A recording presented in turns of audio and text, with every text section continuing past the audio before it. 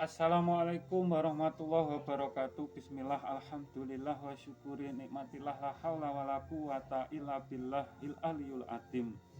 Beragama wajib bersanad ke nabinya masing-masing. Awal beragama mengenal Tuhannya. Kalau tidak mengenal Tuhannya, lalu apa yang diimaninya? Bersanad atau tidaknya umatnya Nabi yang dibekali kitab suci dapat dilihat bagaimana caranya umatnya iman dengan ayat yang ada di kitab suci, seperti umat sebelum baginda Nabi Muhammad SAW dilahirkan dan setelah nabinya wafat dan nabinya dituhankan.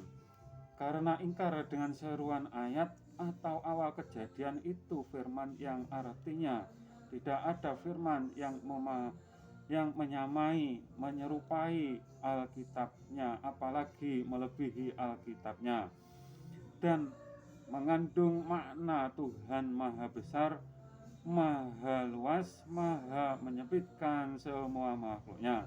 Ilmu tauhid dari Nabi Adam sampai Nabi Muhammad SAW tidak pernah berubah sama sekali. Cuma cara penyampaiannya saja yang berbeda-beda. Setiap nabi dan umatnya gagal memahaminya. Itulah yang terjadi di setiap umatnya nabi sebelumnya, dan Tuhan mengangkat nabi agar di alam semesta masih ada yang menganggap Tuhan yang sesungguhnya, walaupun hanya satu orang, hanya nabi itu sendiri saja, seperti Nabi Nuh alaihissalam. Sebelum ada umatnya yang mengikuti apa yang diimani Nabi Nuh alaihissalam, atau juga Nabi Nuh dapat disebut Imam Al-Mahdi yang pertama kali. Bedanya Rasul dengan Imam Al-Mahdi, kalau Rasul di samping menegakkan tauhid, ada wenang membawa ajaran baru atau syariat atau tata cara bersyariat berbeda-beda dari nabi sebelumnya. Bukan berarti yang sebelumnya salah, dan kemungkinan malah wajib dirubah hukum fikih dari nabi sebelumnya, seperti yang dilakukan para sahabat yang mengumpulkan ayat-ayat di Al-Quran kan atau di kitab suci kan, dan itu yang disebut hukum bid'ah wajib. Setiap nabi melaksanakan bid'ah dari nabi sebelumnya dengan pertimbangan yang tidak dilarang. Imam Al-Mahdi hanya menjadi penegak tauhid yang diajarkan baginda Nabi Muhammad SAW, sedangkan syariatnya mengikuti yang telah ada atau ikut ulama yang sudah ada. Mungkin mengikuti keempat imam atau salah satunya, atau keempat itu diambil tengah-tengah pendapat keempat imam yang menjadi rujukan umat Islam sedunia. Karena kalau dilihat dalil yang ada, apabila kita setek pohon asal sejenis, kalaupun banyak dapat hidup dan berbuah, contoh mangga jenis apapun, kalau kita tempel atau disetek ke mangga, berapa banyaknya asal itu mangga akan dapat hidup dan berbuah. Dan jangan coba mangga dengan jeruk dan mokal dapat berhasil. Begitu pula jangan coba-coba mengadopsi tauhid dari agama yang lain yang sudah rusak.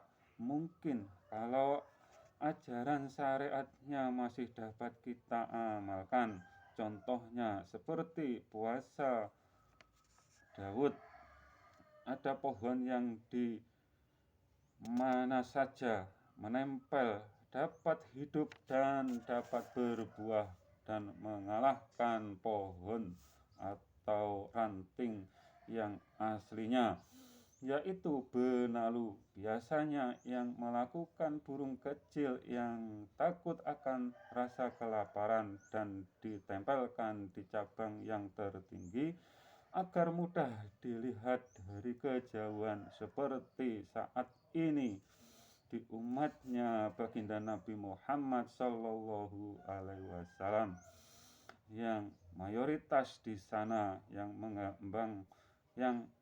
mengembangkan sayapnya seperti lebah beracun yang suka mengkafir-kafirkan umatnya baginda Nabi Muhammad Sallallahu Alaihi Wasallam.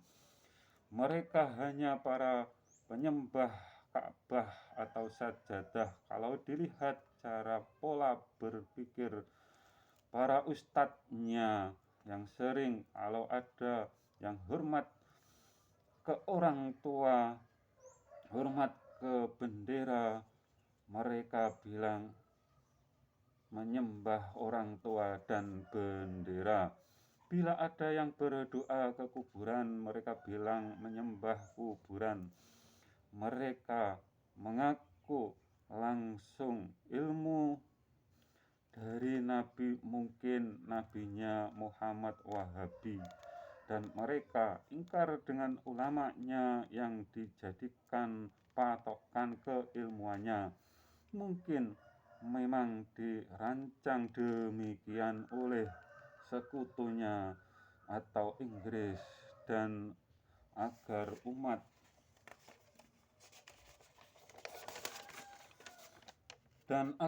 manusia berpecah, agar mudah dijajah, atau juga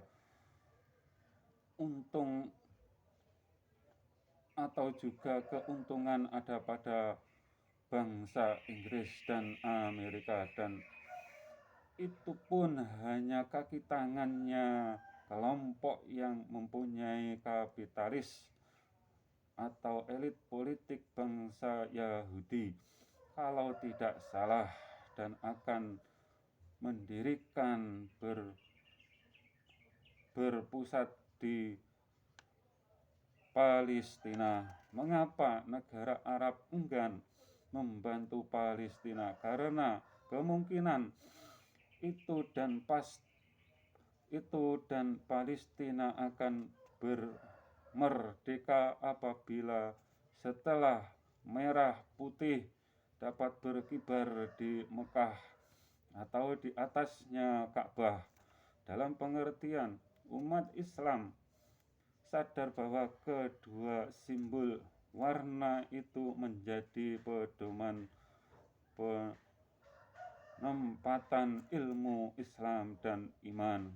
Islam atau syariat ditempatkan di jasmani, dan ilmu keimanan ditempatkan di wilayahnya rohani. Yang imannya ditempatkan di pikiran atau hati pasti akan merugi, karena yang dapat dipikirkan itu hanya makhluk saja. Apabila iman kalian taruh di pikiranmu, maka kalian hanya penyembah makhluk saja. Itu pasti. Sungguh iman itu wilayahnya rohani, tepatnya di jiwa atau rasa dalam jiwa yang berdekatan dengan roh.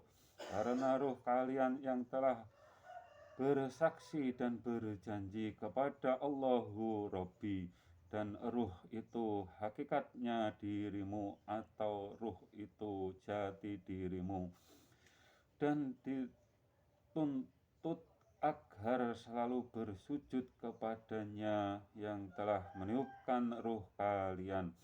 Umatnya baginda Nabi Muhammad Sallallahu Alaihi Wasallam terpecah menjadi 73 golongan. Yang dapat selamat hanya satu, yang masih mau merapatkan barisannya yang di dalam jamaah yang diimami baginda Nabi Muhammad Shallallahu Alaihi Wasallam, yang tidak ada hijab yang menjadi penghalang pandangannya ke barisan yang ada di depannya. Secara keilmuan Islam dan iman yang disebut ahlu sunnah wal jamaah, kalau ada hijab berarti ahlu sunnah bermasalah berjamaah atau berguru ke iblis atau bersanad ke iblis. Anggaplah syariat Islam kalian yang persis sama dengan baginda Nabi Muhammad Shallallahu Alaihi Wasallam. Akan tetapi iman kalian tidak bersanad atau tidak sama dengan yang diimami, yang ada yang dengan yang diimani baginda Nabi Muhammad Shallallahu Alaihi Wasallam, pasti merugi. Salah benarnya iman atau bersanad ke iblis atau bersanad sampai ke Nabi apa tidak, itu dapat kita lihat bagaimana kalian atau mereka-mereka mengimani ayat yang ada di Al-Quran, khususnya ayat ketuhanan atau seruan ayat jangan samakan, jangan sekutukan Tuhan atau zatnya Allah Subhanahu wa ta'ala dengan makhluk. Zatnya Allah Subhanahu wa ta'ala wajib berbeda dengan zatnya makhluk. Ayat ketuhanan yang menunjukkan keberadaan Tuhan di atas maupun ayat ketuhanan yang menunjukkan keberadaan Tuhan dekat. Kedua sisi ayat ketuhanan wajib diimaninya. Apabila hanya satu sisi ayat yang kalian imani dan sisi satunya kalian ingkarinya, maka tauhid kalian tauhid bermata sebelah, atau kalian hanya sebagai pengikutnya Dajjal yang disabdakan baginda Nabi Muhammad Shallallahu Alaihi Wasallam, di akhir zaman akan ada Dajjal yang membelah Imam Al-Mahdi. Dalam pengertian Imam Al-Mahdi imannya kedua sisi ayat dan iman seruan ayat, sedangkan para pengikut Dajjal ingkar dengan seruan ayat dan menuhankan makhluk yang mempunyai anggota badan dan membutuhkan tempat. Sungguh zatnya Tuhan Maha Satu dan Maha segala-galanya, kesemuanya Maha Sempurna. Kalau tidak demikian yang kalian anggap Tuhan, berarti kalian hanya para penyembah makhluk dan pasti merugi. Dalam ibadahmu hanya akan terbalas api neraka.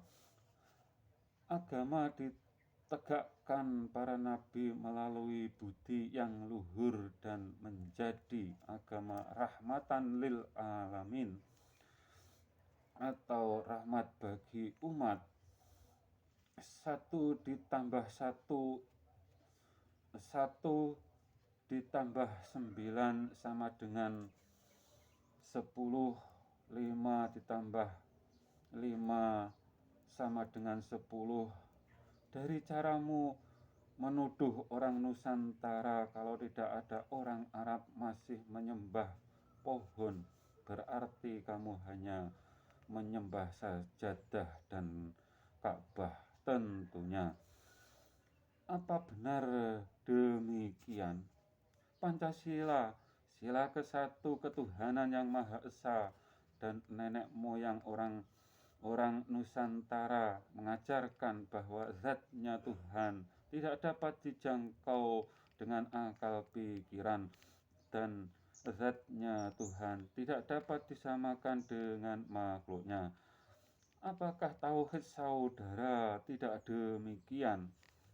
Yang ingkar dengan tauhidnya nenek moyangnya orang Nusantara berarti tauhidnya pun tidak sama yang diajarkan baginda Nabi Muhammad Sallallahu Alaihi Wasallam.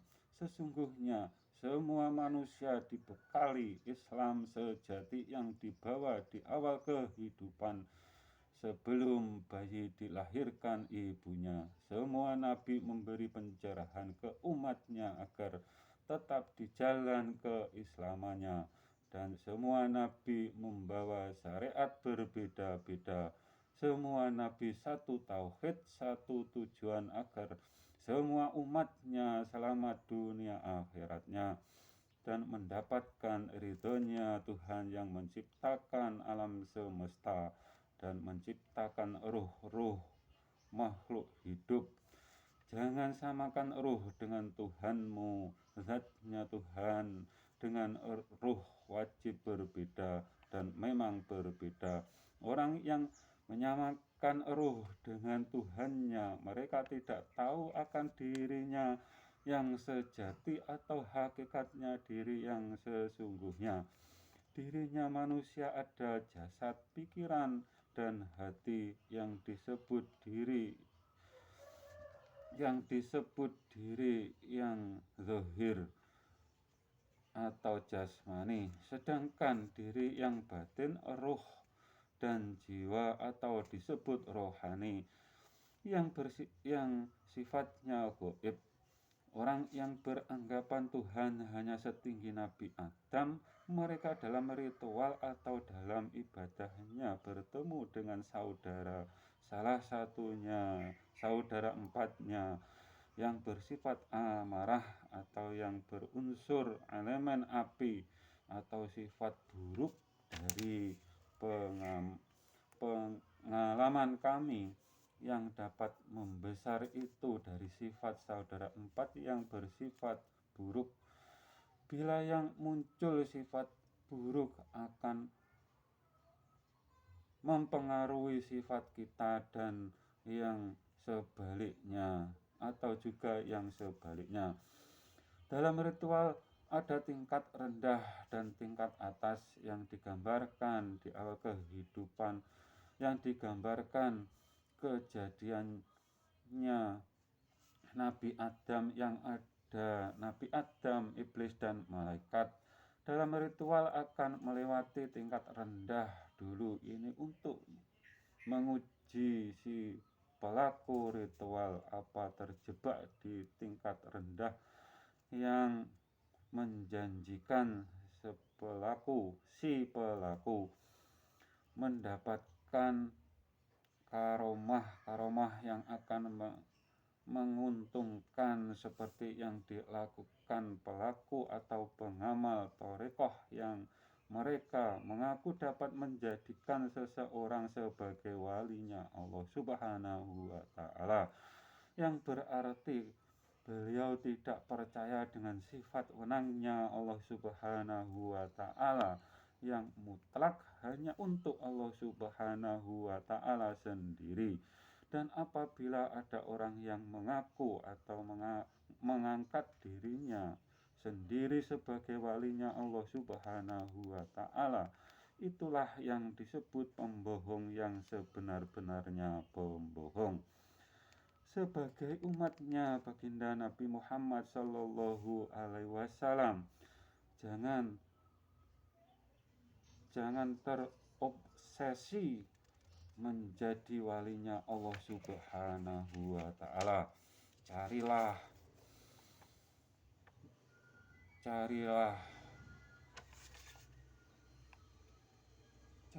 semata-mata mencari ridhonya Allah Subhanahu wa Ta'ala agar selamat dunia akhirat, dan raihlah tingkat ritual tingkat tinggi yang digambarkan menerima wahyu dari malaikat atau mendapatkan pencerahan dari ritual, atau yang disebut untuk manusia biasa atau umat yang mendapatkan ilham atau hidayah. Iblis hanya selalu agar anak cucu Adam kalau menempuh jalan yang lurus atau benar tidak rela. Yang digambarkan iblis berubah menjadi ular atau iblis bersekutu dengan ular, sampai Nabi Adam terbujuk dan diturunkan ke dunia ini, dan para pengikut iblis atau yang berguru ke iblis atau yang bersanad ke iblis, mulutnya berbisa dan lidahnya bercabang dua. Apa yang diucapkan yang di dalam pikirannya tidak sama seperti yang menuhankan makhluk yang beranggota badan dan bertempat, ikut menyebut maha besar, akan tetapi yang dituhankan lebih kecil dari ciptaannya Tuhan yang sebenarnya. Begitu juga mereka sering menyebut kafir ke orang lain, sedangkan kafirnya diri sendiri mereka tidak tahu. Dajjal akan ada atau sudah tiada, yang pasti orang yang hanya iman satu sisi ayat ketuhanan yang menunjukkan keberadaan Tuhan di atas saja atau Tuhan dekat saja, dan salah satunya diingkari tidak layak disebut umatnya baginda Nabi Muhammad Shallallahu Alaihi Wasallam, dan yang ingkar dengan ayat disebut orang kafir. Jangan kalian kafirkan orang lain atau agama lain, akan tetapi tauhidnya yang telah tidak sama lagi dengan yang diajarkan nabinya, malah kalian adopsinya. Semoga Tuhan melimpahkan rahmat beserta iman hidayah ke semua yang mendengarkan seperti kalian. Bila salah mohon maaf, bila salah iman, amal ibadah hanya akan terbalas. Wassalam.